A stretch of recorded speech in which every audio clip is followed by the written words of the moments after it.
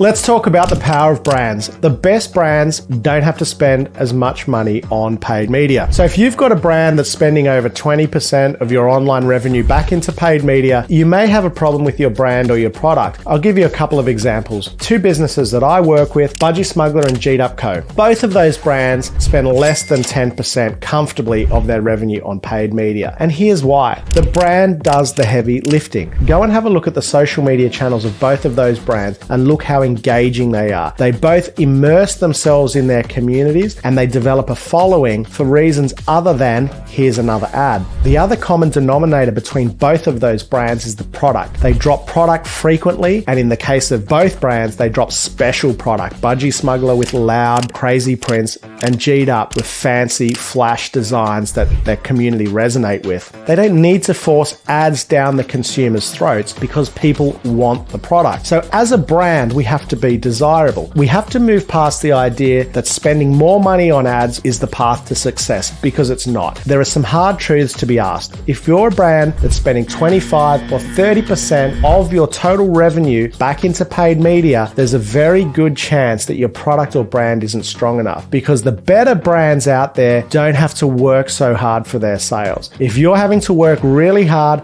and you have the super high margins, 80, 90%, fantastic, go for your life. But if you're operating on a 70% product margin or even less, and you're spending over 25, 30% on ads, you're in trouble. But more importantly, your brand or product isn't getting that cut through. The problem is likely not with your advertising structure or your creative. The problem is likely what you're selling or how much you're selling it for, or your brand in general. The best brands out there spend less than 10% on advertising, and more than 50% of their revenue by far comes from organic or free channels. So give yourself a little health check, see if you're depending on paid media too much, and if you are, focus more on your brand as opposed to digging into your Facebook ads too much.